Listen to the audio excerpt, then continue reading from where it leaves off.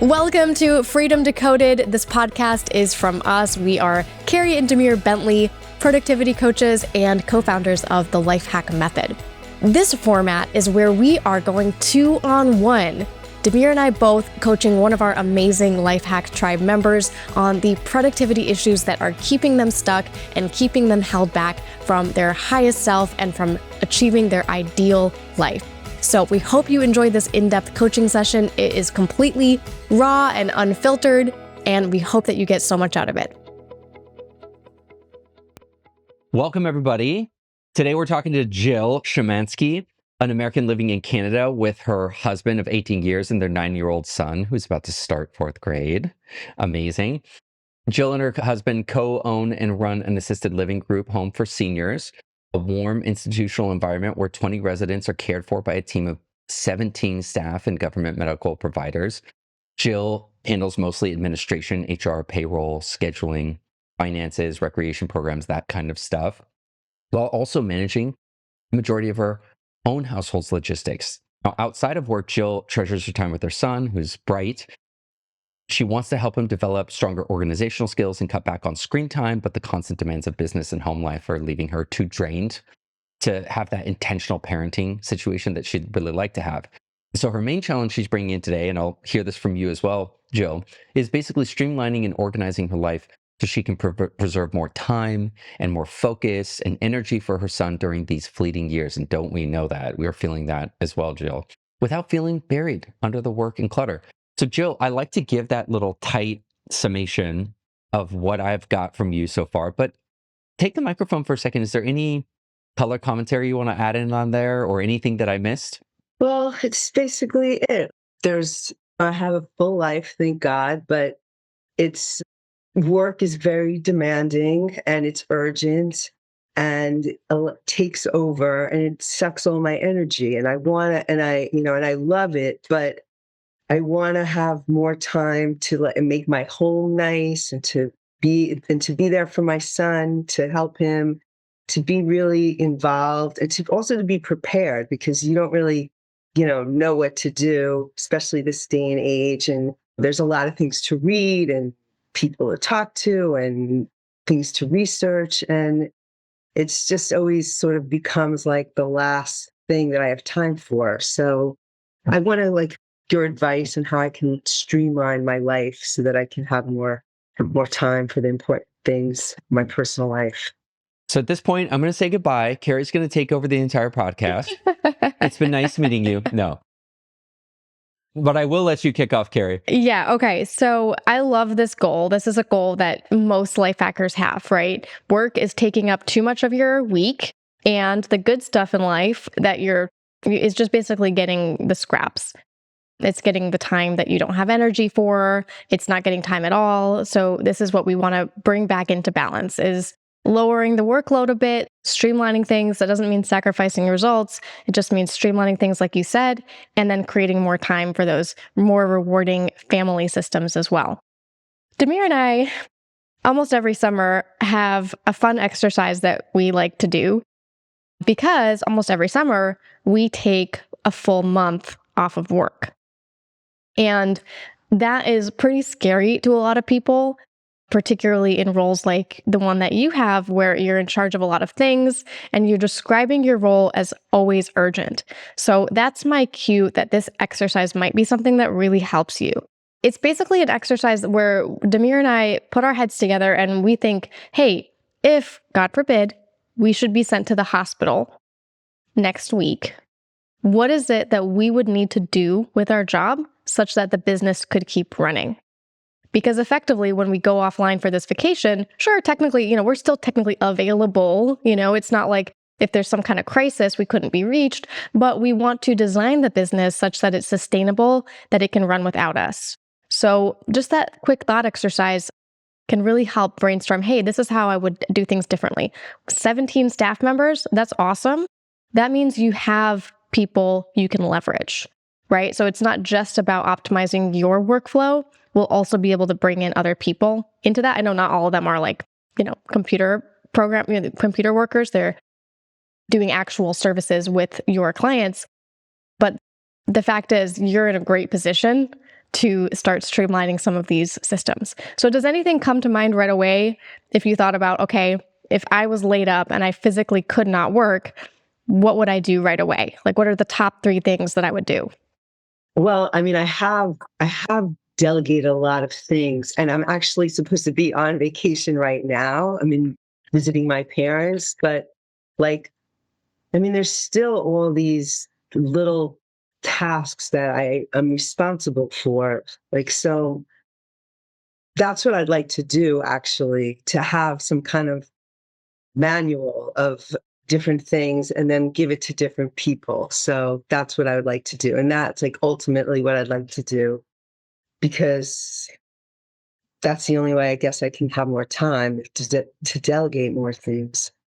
But I would say, actually, the way that Carrie phrased it, now maybe we're just like very dramatic in the way that we engage this experiment, but it really is fruitful because I know that the experiment is meant to go like this. It's meant to go like, okay, I'm supposed to imagine what would happen if I got laid up in the hospital for a month or 3. And then I'm supposed to roll that back into like, okay, what are the things that I would do in my business? But it's helpful not to skip the middle step. It's helpful not to be like, yeah, but I'm not going to the hospital, because that always sort of brings you back into a lot of your voices right now. Well, that can't happen because of this. It really is helpful, I find, to just stay in a place of, what if I'm not an option? And really sit in that hypothetical situation for a second and just be like, okay, what's the first thing? Who's the first person I call? What's the first person, what's the first system that I build? Usually what happens almost all the time is everybody gets promotion. What I mean by everybody gets promotion is everybody starts taking on a little bit extra. And I'm going to take a wild guess. I could be totally wrong. And if I'm wrong, I want you to call me out on it right away, Joe. But my guess is there's a lot of things that sit on your plate that would rightfully sit on other people's plate. It's just over time, you're a little bit better at doing them. It's a little bit more trustworthy for you to do them. I'm guessing here, and I could be so wrong, but I'm going to guess that you're a bit of a magnet for little tasks and jobs that should sort of sit over here on person X's plate, but they sort of march their way over to your plate somehow, and you end up aggregating more and more tasks. Okay, just call me out. Did I get that wrong? No, for sure, for sure. I mean, though there are like I do consciously, maybe thanks to you guys, try to like hit them back to somebody else. The point that I That was was planned. Yeah, Yeah. but The point I was going to make is the first thing that would happen in that, again, hypothetical, we're just talking about hypotheticals here.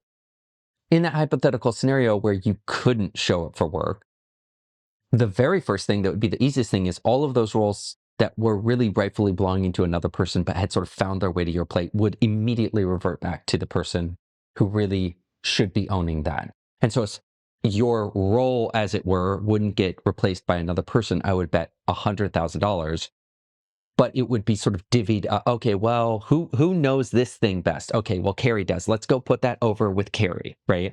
And so that would be the first thing that would probably happen, is that everybody would sort of step up to carry the load. And how that would really look in detail would be that a lot of these small little tasks that had found their way over to your plate would get back onto other people's plate. Yeah. And then as a result of that, and this is where the magic of the exercise really comes in, is your time at work will be freed up to work on things that actually bring you energy and bring you joy and passion. Because another thing that you're saying is that work is sucking my energy. And that is a key phrase we hear a lot when people are just frustrated by the type of work that they're doing. They actually love their job. They love their business. They love their team. They love everything. It's just that they're not quite working on the right thing and they're working a little bit too much. So I've done this numerous times because I did it for every single maternity leave that I've taken, all 3. Plus, we do it whenever we go offline for our summer vacations. So every time it's a little bit of an ego killer because I'm basically doing an exercise where I'm like, why don't I get rid of my own job? It feels a little bit bad. Like, don't I want to think that only I can do my valuable work? But in large part, thanks to Demir, I've managed to offload really big processes that just didn't bring me any joy. Like, I used to be the only person on the team who could handle really detailed finance and member subscription problems. And I was like, well, it's so delicate and it involves people's money, and I just don't want to have anybody else trained in that, because what if they make a mistake and that would be so bad for the business? And oh my gosh, like blah, blah, blah. Privacy issues, the list goes on. I could give you so many excuses why I should be the one to do that and no one else. But the truth is, once I finally created a system for it and got it off my plate, that was about 6 years ago, and I have not touched that again. And I am very happy about that. And my time is now freed up to do stuff that I genuinely love, like open up new products and launch new courses and just be out there as like the marketer of the organization. Yeah, that's exactly the situation. Well, I'm doing administration, like only administration. So there's not like, it's not hands on. I'm not doing like activities. I'm not doing anything with, I mean, more like I'm sort of with the staff, which I like, kind of dealing with the staff. But yeah, most of it is just stuff like that. But how do I agree, and I think this is a wonderful like way to think about it. But how do I have the time to do that? Yeah. To do this? Yeah. This is So like a project. I mean, even like if we want to like retire but sort of keep the business running, it's the same thing. totally. Okay. So let's tackle the time issue. I want to roll into this just to find a transition between what we were talking about and what we're about to talk about. What I would do is have a notepad or a document on your computer that's sort of always open, or if you prefer writing physically, like a little legal pad or something. And I would start just identifying all the different tasks and roles that you do on a recurring basis, or even the kind of roles that you show up for on an emergency basis, right? So when X happens, I do Y, right? And you would call that finance or refunds or payment processing, right? Whatever, you would just start pulling these together. The reason I like doing it on a physical document is what you'll see is at first it'll just be this huge jumbled list with no particular organization. And eventually, when it gets big enough, you'll start to see, okay, well, this is all related to like government payments. This is all related to insurance companies. This is all related to health emergencies. They'll start to want to come together into groupings. That is something you could do seconds or minutes every day that will benefit you down the road, because you'll start to get what I call a map of your role. Start mapping out your role, because right now, if I sort of snap my fingers and said, Jill, what's your role? You'd probably say, I do a million things, a little bit here, a little bit there, right? And so getting a really clear mapping of your role is a really good first start that doesn't take a lot of time or energy or attention. And it comes back to really support you, because then when you go to start saying, okay, where's the leverage here? You knew I was going to have to say that at some point, right? Mr. Leverage, leverage, leverage, leverage. But whenever we're doing an endeavor, we can sort of sandwich the endeavor sort of coming at it from two ways, almost like a trash compactor. We're going to squeeze the problem. On one hand, you can tackle the things that have the biggest impact. Like, wow, this role really just depletes my energy. If I could just get this role off, it's not actually that much time. It's not that much of my total working hours, but boy, it represents a disproportion of my energy. So that would be high leverage in terms of just making you enjoy your role a little bit more. Or could it be even that it is a lot of time? Wow, look at all the time that this takes up. If I could get this one role or this portion of my role outsourced or systematized or automated, whatever magic tools that we use, that would give me a lot of time back. So one way that we squeeze from the trash compactor is just, where's my leverage? And what's great about having a big mapping of all your roles is I wouldn't recommend that you sort of start from the top and work to the bottom. You want to actually go out of order and look for leverage.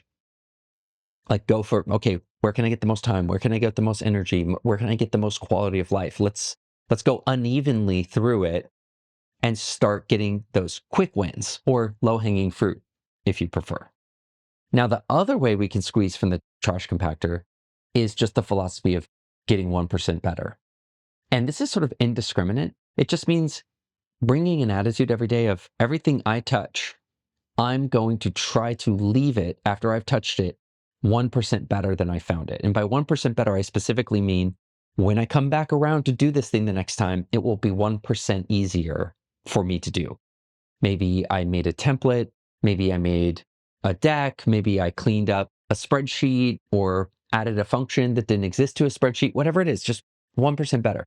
So what's great about both of those is that they're both really impactful, but it means that you always have something that you can be doing. If you've got an hour, great, let's go over to the leverage sheet and say, maybe let's put together an SOP or a training that can get a role back off my plate onto a team member's plate. They just don't quite know what's in my head. So I've got a full hour, let me go ahead and do that SOP. But you might only have 5 minutes. You might feel that you have 0 minutes. But you're here right now doing this task. You can always bring the question, okay, let me do this task in such a way as I'm leaving it just 1% better for myself, for my team. And so I think about that almost as like sprinkling seeds. We're just sprinkling leverage seeds. And the best way to think about it is you will never know which one of those will come back and grow into a really tall tree. But you can sort of rest assured that if you, out of any 20 that you sprinkle, one is going to take root. And a month later, 6 months later, a year later, we'll come back and you'll say, well, that little thing I did and it only took me 5 minutes. And I've been using that email template I created that one time. It took me 5 minutes and I've used that a billion times since I created it. I call these your little sleeper wins, meaning you didn't know it was going to be a win, but boy, once you created it, it's like, oh my goodness, that email template. Who could have thought that that was the thing? I love that. And I love the 1% because it sounds so doable. And it's so positive because usually I'm just thinking like, oh, why are you so disorganized? Or why didn't you put this away? But this is such a empowering approach to everything. I love that. But I want to just understand the list. So I make a document, and this is going to be my list of like writing every little thing that I do throughout the day. Is that what it is? Carrie, I'm going to pass it to you, but just coming back to Carrie's analogy, you're not going to go into the hospital next week. But playing that game does make you think, oh, wow, am I really ready for something like that to happen?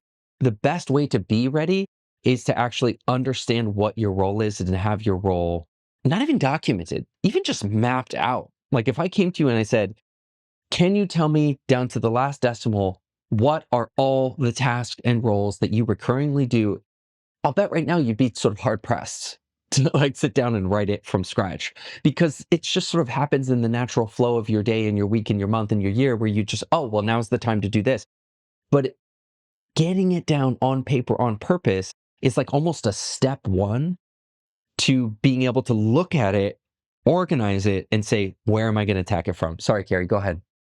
Yeah, that's great. So essentially, it becomes a system where you can actually see all of the jobs that you do, which are actually like little mini systems. So sometimes what we call this is the master map of systems. It's a map of the systems that you do that make up your job. So that, yeah, the reason why that's helpful is then you have a place to start from. You know, like what you're going to be doing if it's your time of the week to work on creating a new system, whether it's a checklist, a screencast, a documentation, whatever it is. That, okay, here's my most leveraged next system to create, or, my 1% better strategy, here I go. I wanted to ask though, are you using a task management platform right now with the internal team? No, because like my team, the people that I work with, they're the caregivers. They're the ones that are working with the seniors. I have one person that helps with a lot of technical things like at the residence. And then of course my husband does, like, he deals with the physical building and stuff like that. And then I have one person who does some administrative things, but I use Trello, which I tried Asana. But I like that it's very colorful and I like moving the tiles around, but that's what I use. Okay, great. Trello's fine. I think that sometimes the problem with a boards view of things is it can make things look like a process that are actually just discrete, concrete tasks that just need to get marked complete. So it can become a little bit more tricky to prioritize those. So that's my warning. If that's something you're willing to do and it works better with your brain, then obviously like the visual aspect is very compelling. Yeah, I have no problem with Trello. I would just give it that caveat. I would really encourage you to start recording screencasts wherever you can. Recording screencasts is probably the simplest way that anybody can create a system these days, especially if you're new to creating systems or you're just really busy and you don't have time to put pen to paper and figure out, okay, what are all the steps here? If you just turn on Loom or any other screencasting program on your computer as you're doing the task, then by the end of it, maybe 5-10 minutes later, you've got basically a set of instructions that somebody else or even yourself could follow the next time that task needs to get done. Have you used screencasting before? No, I don't ever heard of it. What does it do? Screencasting is a serious game changer. Okay, so Loom, Loom, is a really great program. That's the one that we use for screencasting. And it allows you to record your whole screen and optionally your face. But what's really important is that you're recording your screen and you talking. So, for example, say my graphic designer creates something and she sends it over to me to review, rather than me typing out a 10-paragraph email about what exactly I like and don't like about this graphic, or having to schedule an hour-long meeting with her where we discuss my feedback on it. Instead, right in that moment, whenever it's convenient for me, I can turn on my Loom and start talking and use my mouse to visually show her what I'm talking about. Oh, I really like this header, but I'm not sure it like pops off the page quite enough. Also, I feel like the color is off. This image, this graphic image, like, can you swap that out for something different? Blah, blah, blah. So I'm just talking through all my feedback right there. The comprehension of the other person goes through the roof. So versus them reading an email, which frankly, they're not going to, right? They're not going to, long emails, they're not reading those anyway. It's going to take you much less time and the recipient's comprehension goes up drastically. So this is a major hack for systems creation, because also say that you're doing something like sending out an email newsletter or whatever it is, like any one of the admin tasks, updating someone's insurance information or whatever. You just record a screencast to be like, here's what I'm talking about, where all the little buttons are. And now you see on your screen, here's how to click the buttons. Because I can't tell you, and you've experienced this, how frustrating it is when someone sends a set of written instructions to you that should have been a video. And I'll give you an example of this. My kids just went back to school this week. And one of the issues that the school faces is their carpool situation. It gets very clogged up with parents. And they're trying to explain to us how they want the carpool system to go. And they're doing it with 4 paragraphs of dense text. They're trying to explain a process with text. And it's like one of the worst ways of communicating. And no wonder that parents aren't getting it, because even, smart people, they're not going to do the mental gymnastics to try to work out what that all means. If the school instead just had like a map with some arrows, some circles, some colors, where it's like, pull up here, be quick, leave this way, then they could have done it. The comprehension of the parents would have gone through the roof. Even better would have been, hey, someone holding up a phone outside the school being like, that's where we pull up. That's where you leave. Okay? Like, everyone got it? Great. So that's just how screencasting, it's an example of how a screencast, a more visual, auditory and visual form of communication, is much more powerful than written. And I just want to extend that, let's say, for example, you're trying to delegate out a task to a virtual assistant or an administrative assistant that you're bringing in because you want to retire. Let's say, okay, well, I'd like to stay involved in the business, but I need to start offloading some of these roles. Okay, well, there's this spreadsheet that I'm the only one who knows how to update. And what are you going to do? You're going to write it down in like a big document and say, go to cell D3. Well, what if cell D3 changes the location? Now you got to go back and update the document. So much better to just fire up your screencasting application. We love the one called Loom, but there's many that you can choose from. And then just walk through it. Okay, here's the worksheet. And you end up just talking as you're doing it. So it's almost like nobody's there, but you're still talking as if you're talking to an audience. Hey, this is Jill. This video is going to show you how to update this spreadsheet. Okay, new customer came in. So one of our new clients, now here's how we enter a new client into this spreadsheet. Great. And like, now watch out for this and watch out for this and make sure you check your work and let's make sure we get this right. Fantastic. Now we're going to be able to use this spreadsheet going forward to do X, Y, and Z. Hope you enjoyed this video. The end.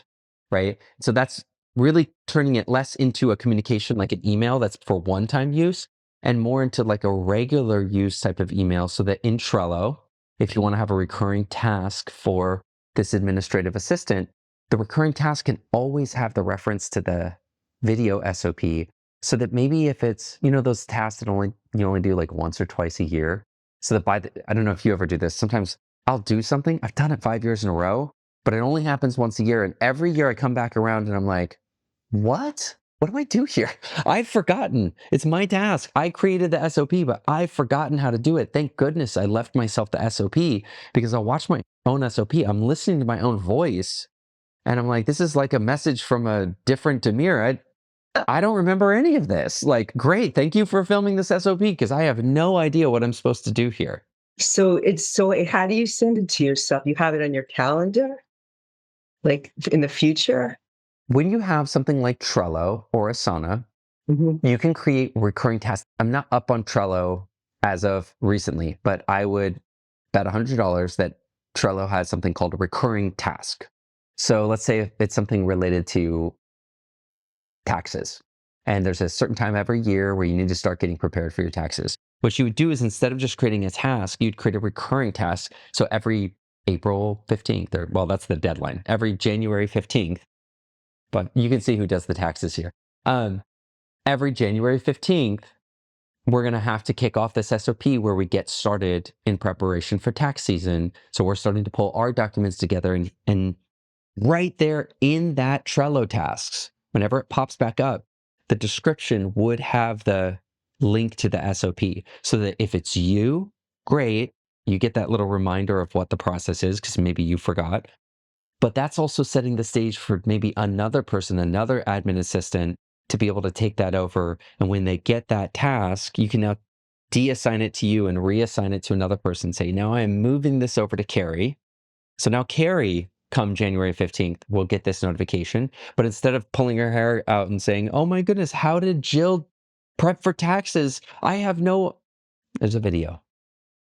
Here's where the documents are stored. Here's how you find them. Here's how you prepare them. The one tip I would give, and we have a whole systems mastery training where we talk about creating SOPs. So this is a very deep well. We're not going to go down the whole well. But I would just say you're better off having a lot of short SOPs than one long one. And it just means that if part of your process changes, instead of having to refilm an hour-long video, you only have to film that 2-minute segment where, this spreadsheet changed. So now I'm going to go refilm that little 2-minute segment where the spreadsheet changes, instead of having to film an hour-long thing. That's so fun. I love that. Thank you. Yeah, we have actually another client who's running a care facility very much like yours, similar size of business, staff, and all that. And she is just going so gung-ho with the systems. It's really impressive.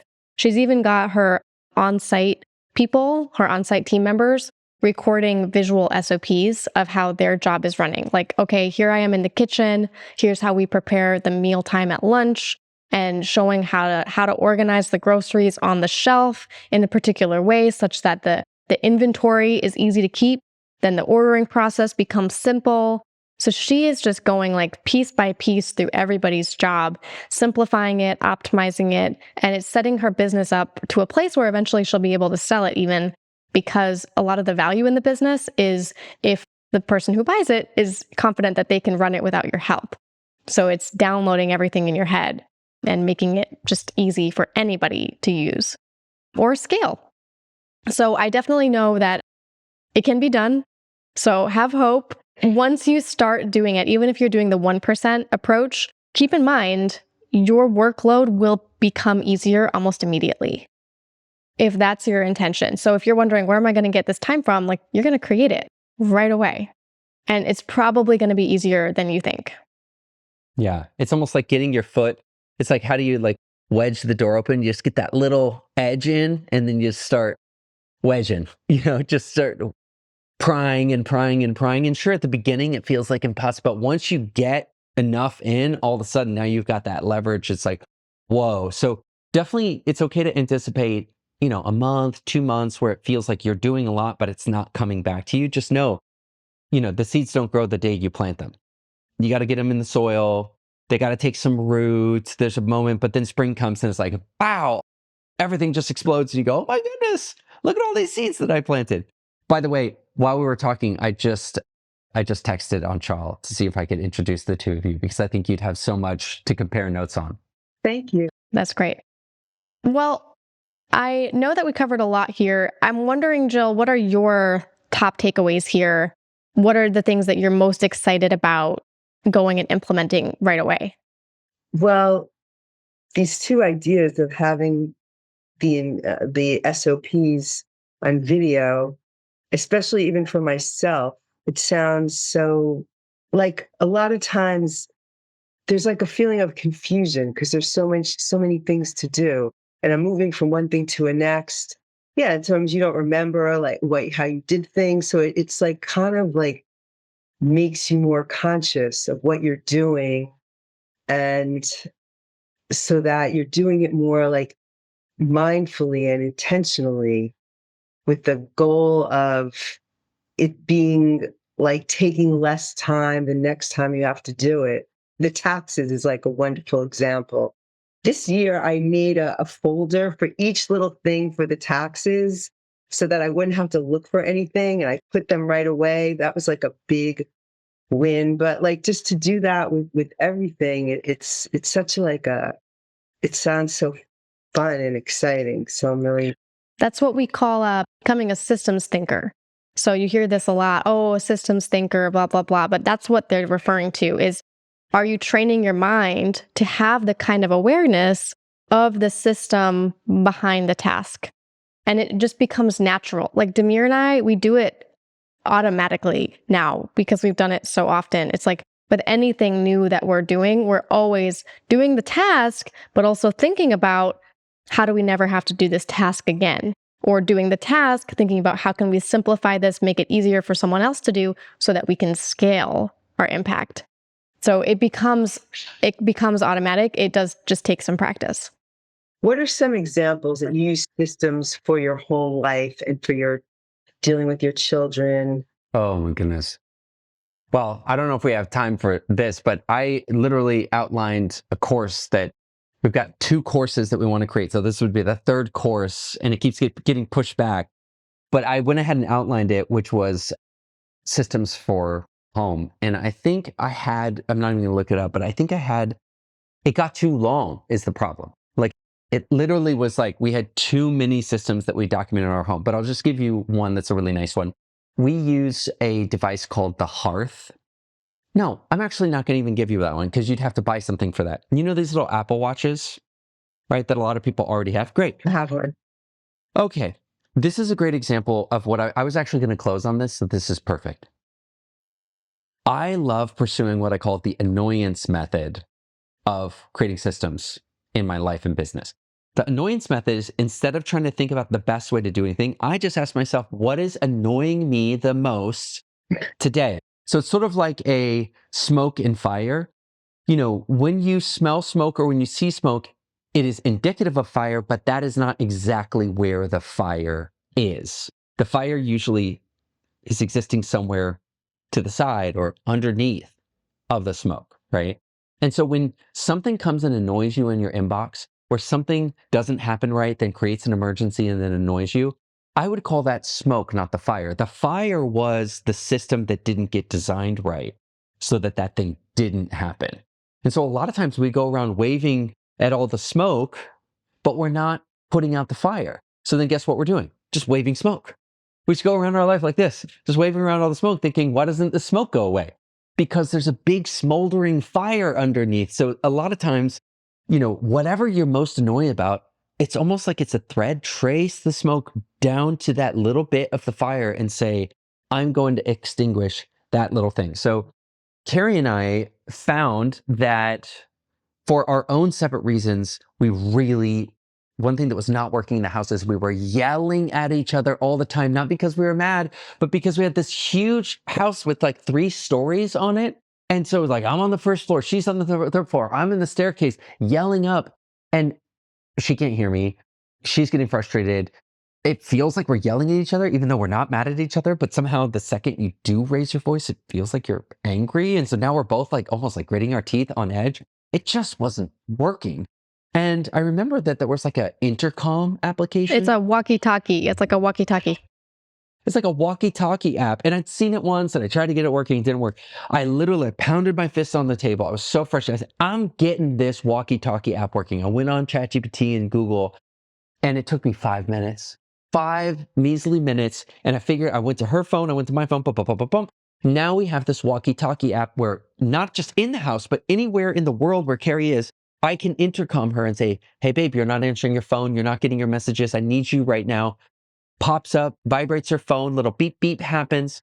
Can I tell you, I thought that would be sort of useful. We are using this thing nonstop every single day. So I guess lessons to be learned from that. Number 1, it doesn't have to be this big honking thing where you buy a bunch of technology and have to set up and integrate. A lot of times it's like, do I already have that thing? Should I set that thing up? Oh yeah, let's set that thing up. And number 2 is the small wins could be big wins masquerading. What I mean by that is I thought that this would be like, okay, fine, we get a little intercom app. Maybe that'll help. This has been one of the biggest wins in our family in the whole year of 2025, because like the amount of just marital, satisfaction that this has brought to the house, that we don't have to be yelling, that I don't have to be frustrated that I can't reach Carrie or vice versa. It has been such a huge win, but it took me 5 minutes to do. And I only did it because I was so freaking frustrated that I just wanted to get this thing fixed. So it's okay to like, let that be the thread. Something's happening today. This email is quite bothering me right now. Great. I'm going to answer this email, but let me just take a moment and step back and say, okay, this is the smoke. Where's the fire? Let's actually put out that tiny little fire, stamp that little fire out. And in the process, if you just keep doing that, almost randomly, just every day, what's annoying me? Let's fix it. What's annoying me? Let's fix it. What's annoying me? Let's fix it. I can tell you within a month or 2 months, you'll be like, wait, something's wrong here. I'm not getting called as much. I'm not getting emailed as much. I've literally had clients, Jill, by the way, call me and be like, I literally had a panic attack because I thought something was wrong with my business because none of my clients were emailing me anymore. And I thought, are they about to cancel on me? And so I started reaching out to my clients, asking them, are you okay? It's like, no, what she did was she improved her onboarding and her frequently asked questions. And she'd answer the questions. They didn't need to email her anymore to ask the questions, right? And it caused her panic. Well, it's just a little bit at a time. Sounds great. So if we gotten you a little bit more excited about stepping into this systems creation? Yes, definitely. Yeah, it's definitely giving me a feeling of hope. And like you always do, you guys are amazing. Really, I'm so happy that I found you. And this is like my 2nd year. And it's such a gift. Oh, thank you so much. Thank you so much. And Left to continue and continue growing, hacking away, and I get you. Well, listen, just to do that final connection, thank you so much for being here.